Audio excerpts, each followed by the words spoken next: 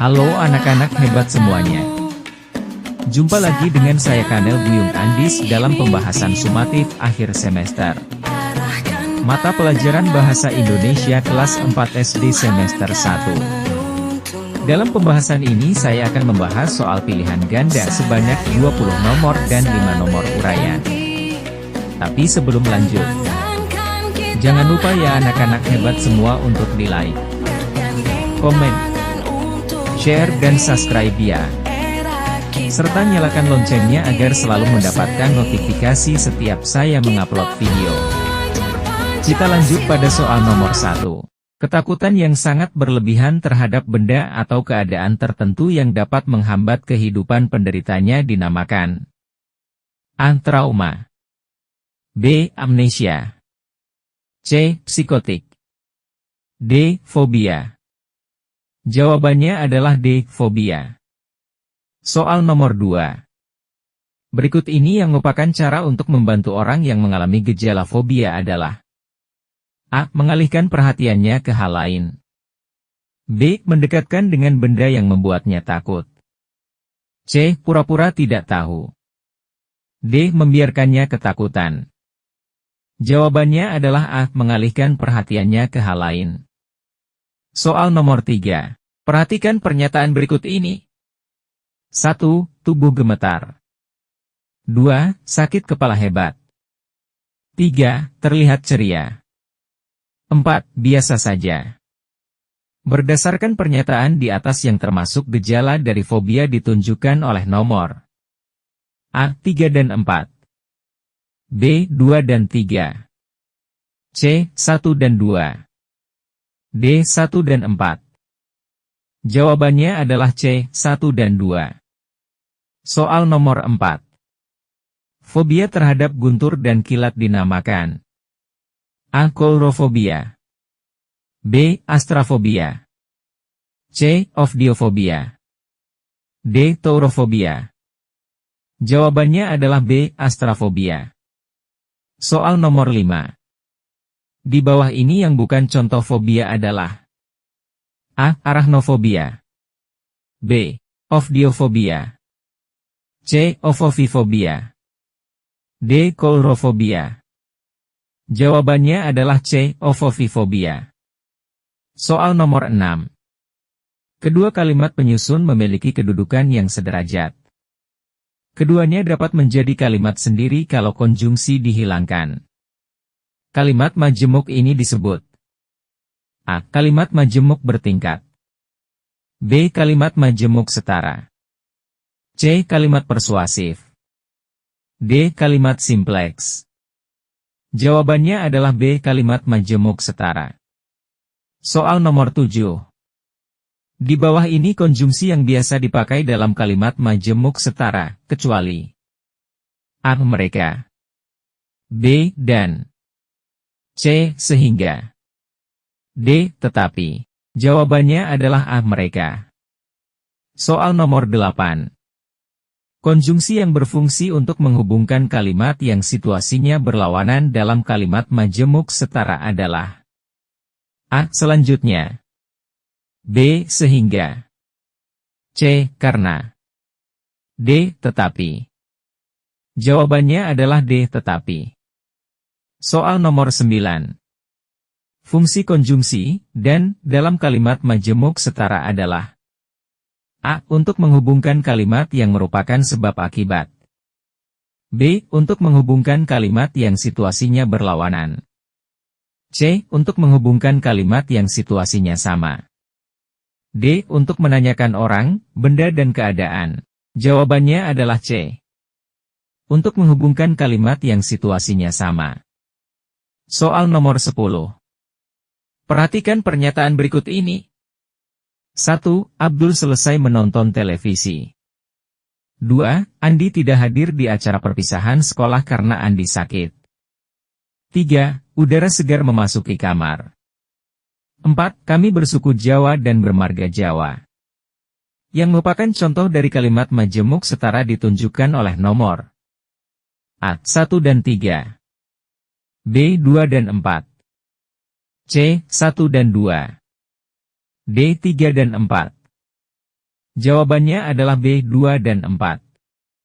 Soal nomor 11. Bacalah teks cerita berikut dengan cermat untuk menjawab soal nomor 11 sampai dengan nomor 13.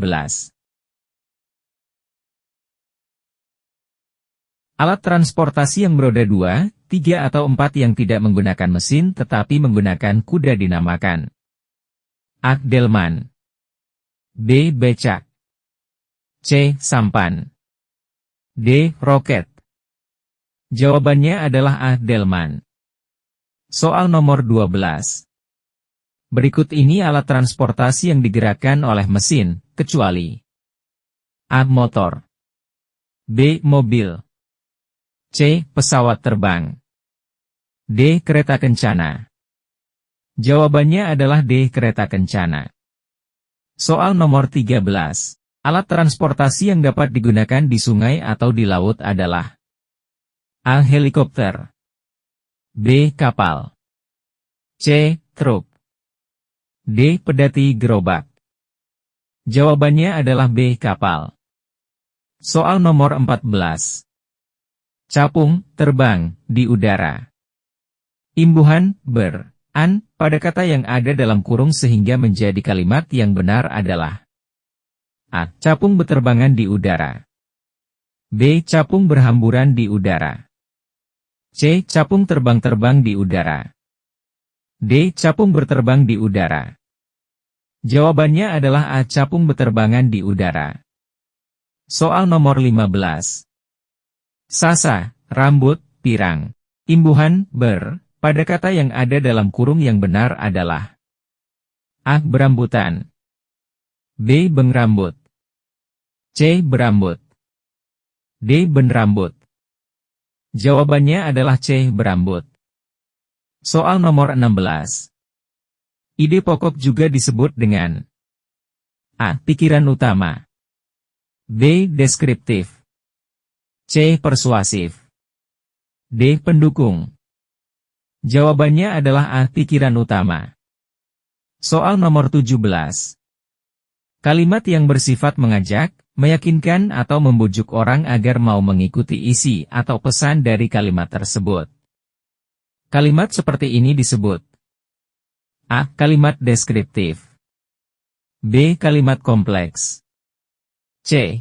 Kalimat majemuk, D. Kalimat persuasif. Jawabannya adalah D. Kalimat persuasif. Soal nomor 18.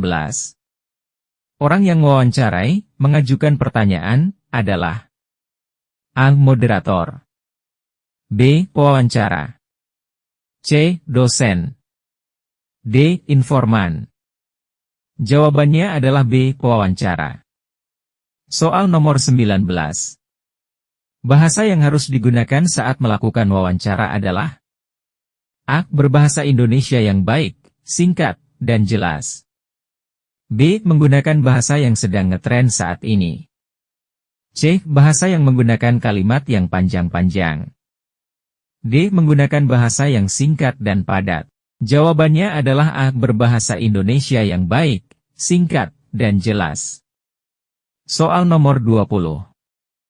Majas personifikasi adalah jenis kiasan yang mengumpamakan benda mati dapat bertingkah laku seperti A. Hewan, B. Tumbuhan, C. Manusia, D. Mati. Jawabannya adalah C. Manusia. Sekarang kita masuk pada soal uraian. Sebelum lanjut saya ucapkan terima kasih pada anak-anak hebat semua ya yang sudah like, komen, share dan subscribe kanal Buyung Andis. Soal uraian ini terdiri dari 5 nomor. Kita lanjut pada soal nomor 1. Jelaskan perbedaan antara kalimat transitif dan intransitif. Jawabannya adalah kalimat transitif adalah kalimat yang memerlukan objek. Sedangkan kalimat intransitif adalah kalimat yang tidak memerlukan objek. Kita lanjut pada soal nomor 2. Jelaskan yang dimaksud dengan homonim. Jawabannya adalah, homonim adalah kata yang sama lafal dan ejaannya, tetapi berbeda maknanya. Kita lanjut pada soal nomor 3. Sebutkan ciri-ciri paragraf argumentasi. Jawabannya adalah ciri-ciri paragraf argumentasi yaitu mengandung pendapat, keyakinan, dan pandangan terhadap sebuah permasalahan. Ada data akurat yang dipakai untuk meyakinkan orang lain. Menjelaskan permasalahan dengan cara menganalisis dan menganalogikan. Terdapat kesimpulan dalam bentuk pendapat yang lebih luas, tetapi bukan merupakan penegasan kembali topik utama. Kita lanjut pada soal nomor 4. Sebutkan langkah-langkah persiapan untuk melakukan wawancara. Jawabannya adalah langkah-langkah persiapan wawancara. A. Buat janji bertemu dengan narasumber. B. Siapkan daftar pertanyaan.